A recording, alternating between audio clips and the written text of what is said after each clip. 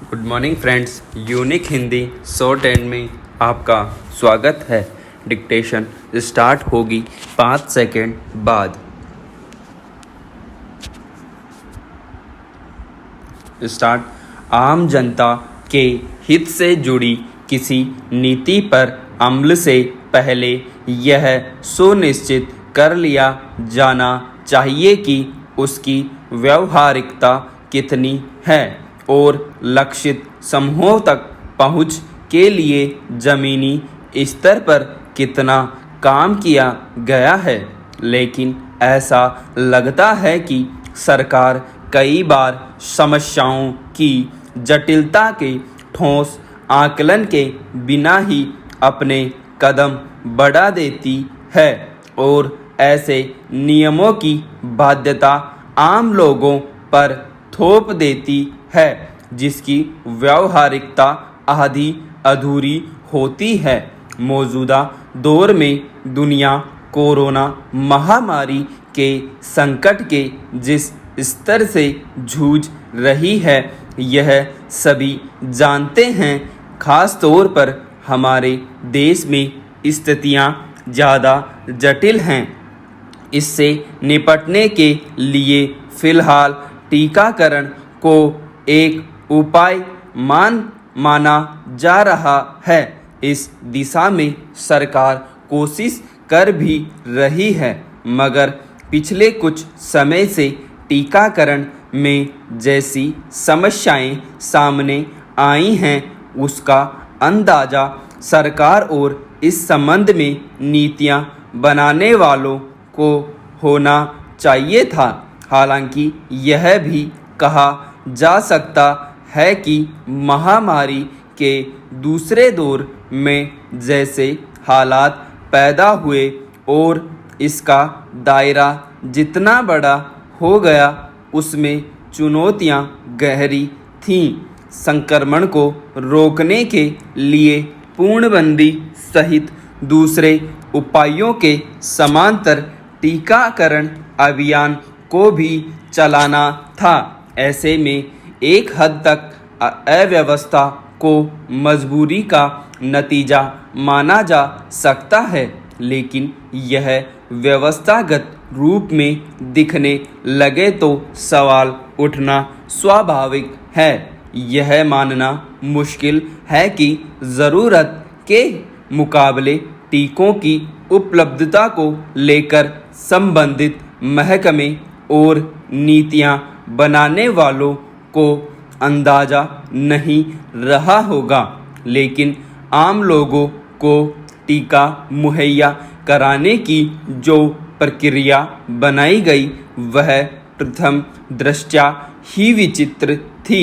मसलन टीका लेने के लिए कोविन ऐप पर पंजीकरण को अनिवार्य बना दिया गया। सवाल है कि क्या यह नियम बनाने और उसे स्वीकृति देने वाले इस बात से अनजान है कि डिजिटल इंडिया के शोर के बावजूद देश में आज भी कितनी बड़ी आबादी स्मार्टफोन या इंटरनेट तक पहुंच से वंचित है। साक्षरता की अफसोसजनक स्थिति के समांतर तकनीक के प्रयोग के प्रशिक्षण और अभ्यास के अलावा दूसरे राज्यों में जाकर रोजी रोटी की तलाश ऐसी जटिलताएं हैं जो दरअसल शहरी मध्य वर्ग के बरक्स ग्रामीण इलाकों के बीच एक बड़े डिजिटल विभाजन की तस्वीर बनाती है। इसलिए सुप्रीम कोर्ट ने सही ही सरकार की ओर से टीकाकरण के लिए निर्धारित एक अनिवार्य नियम यानी कोविड ऐप पंजीकरण की ज़रूरत पर सवाल उठाए हैं और कहा है कि नीति निर्माताओं को ज़मीनी हकीकत और डिजिटल इंडिया की वास्तविक स्थिति से अवगत रहना चाहिए। पिछले वित्त वर्ष यानी 2020-21 में अर्थव्यवस्था की दशा के आंकड़े सरकार ने जारी कर दिए। पूरे साल में सकल घरेलू उत्पाद यानी जीडीपी शून्य से 7.3% नीचे ही रहा।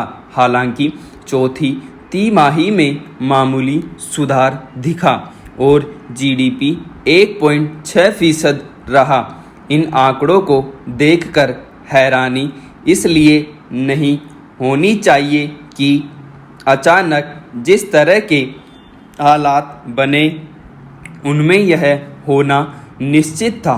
महामारी का ऐलान होते ही मार्च 2020 के अंतिम हफ्ते में पूर्णबंदी लग गई थी। इस दौरान कल कारखानों, छोटे मझोले उद्योगों और सीमेंट, कोयला, बिजली, इस्पात, तेल व प्राकृतिक गैस जैसे अर्थव्यवस्था के प्रमुख क्षेत्रों में उत्पादन एक तरह से बंद ही रहा। इसलिए पहली तिमाही में जीडीपी 24% तक गिर गया था।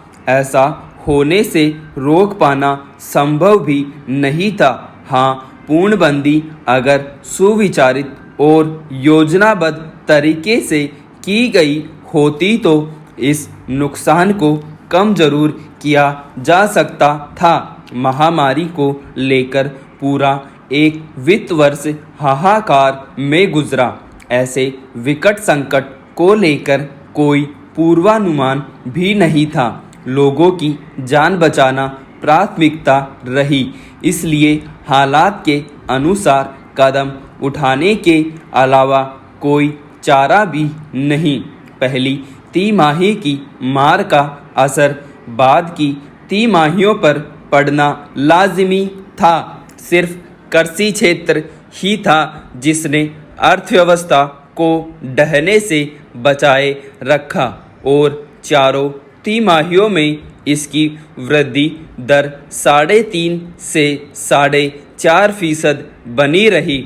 जबकि विनिर्माण, निर्माण और सेवा क्षेत्र की तो पहली तिमाहियों में हालत बहुत ही खराब रही। इसका असर रोजगार, उत्पादन, मांग और खपत पर साफ दिखा। सरकार ने जो आंकड़े जारी किए हैं वे भी इसकी पुष्टि कर रहे हैं। ले देकर चौथी तिमाही में हालात संभलने लगे थे और इनका असर दिखा भी। पहली तिमाही में निर्माण क्षेत्र 49.5% तक लुढ़क गया था। उसमें चौथी तिमाही के 14.5% की वृद्धि देखने को मिली। विनिर्माण क्षेत्र जो 36% नीचे चला गया था, चौथी तिमाही में 7% वृद्धि दिखा रहा था।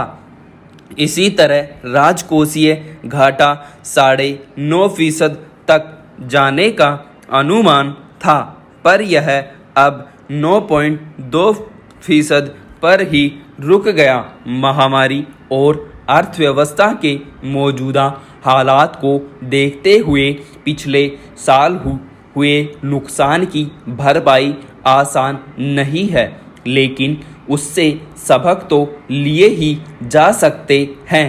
भूलना नहीं चाहिए कि भारत की अर्थव्यवस्था 2016-17 से ही लगातार गिरावट झेल रही है। 2016-17 में आर्थिक वृद्धि दर 8.26% थी।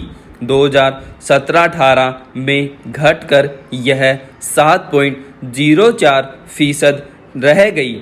इसके बाद 2018-19 में और घटकर 6.12% पर आ गई। यहाँ तो फिर भी ज़्यादा चिंता की बात नहीं थी, लेकिन 2019-20 में जब यह और गिरती हुई 4.2% पर आ गई तभी सतर्क हो जाने की ज़रूरत थी। पर तब तक मंदी दस्तक दे चुकी थी।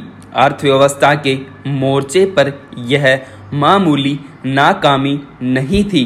आज हालात और ज़्यादा चिंताजनक इसलिए भी है कि देश दूसरी लहर का सामना कर रहा है और लहरों की आशंका से इनकार नहीं किया जा सकता। हालांकि सरकार का दावा है कि दूसरी लहर का असर ज़्यादा नहीं पड़ने वाला, पर ताज़ा आंकड़े बता रहे हैं कि इस साल मई में वाहनों की बिक्री गिरी है, पेट्रोल डीजल की खपत में कम हुई है, उद्योगों में बिजली की मांग में कमी आई है, उत्पादन फिर से 10 महीने के न्यूनतम स्तर पर आ गया, 1 करोड़ से ज़्यादा लोग बेरोजगार हो गए हैं और 97% परिवारों की आय घट गई है।